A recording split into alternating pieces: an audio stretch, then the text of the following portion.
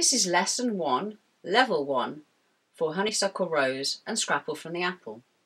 In my introductory lesson, I talked about the form of the piece being A-A-B-A, and I talked about the harmony. And I'm just going to go over that at a slightly slower pace and in a little bit more detail. So the A section, which I said is all in F major concert, starts with a chord of G minor.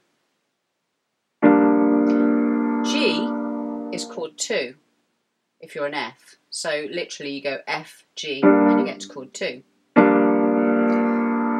The next chord is chord 5, which is C7. And we rock between these two chords. Now the difference between Honeysuckle and Rose and Scrapple from the Apple in terms of harmony is that the rate of change is slower in Scrapple from the Apple. So in Honeysuckle Rose you have chord 2, chord 5, chord 2, so half a bar of each one, and that fits the... You might have seen my version of Honeysuckle Rose in my performance, where I play it in a stride style. So that's half a bar of G minor, half a bar of C7. In Scrapple from the Apple, it's a whole bar of chord 2 and a whole bar of chord 5.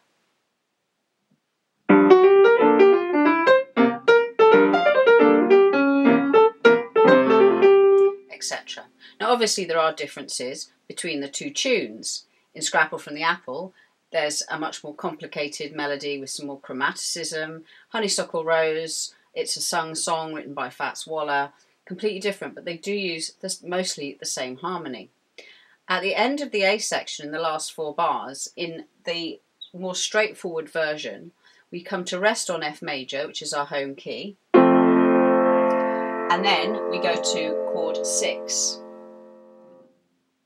and then 2, 5. So that's F major, D minor, G minor, C7. And then we come to rest on F, chord 1, and then just providing a bit of movement going to chord 2, chord 3, which is A minor, chord 6.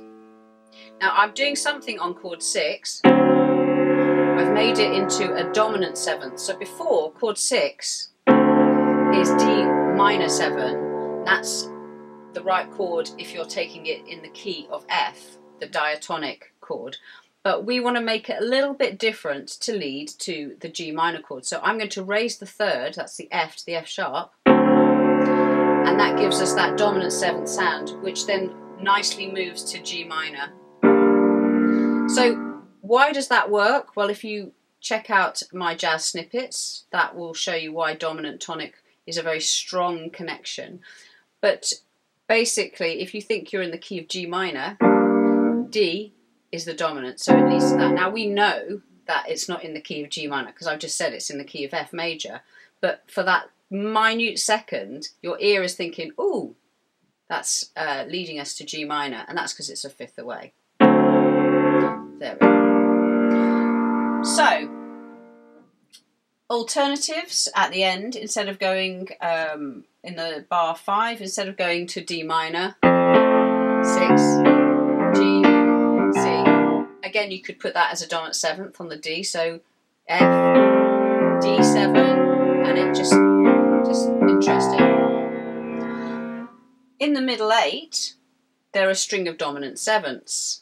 And the first chord is F7, which is our home key, but we've made it into a dominant 7th. So that is, we've flattened the 7th, which is an E. So instead of having this sound, it's now this sound.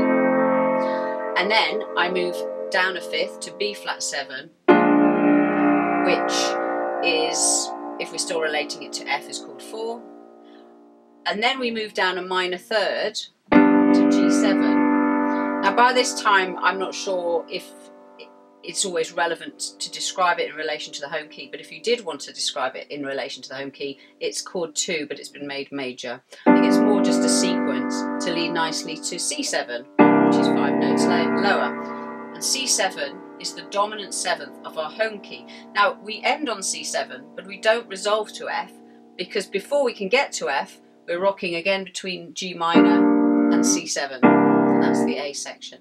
So in that middle 8, we literally just have 4 chords. I wouldn't play it like this, but it shows you 2, 3, 4, 2, 2, 3, 4, 1, 2, 3. And then we've got our final A section. So hopefully that'll made the form of the piece and the harmony a little bit more clear, so that it'll enable you to improvise a bit with a bit more ease. I will discuss various scales and harmonic ideas to improvise in the next lesson.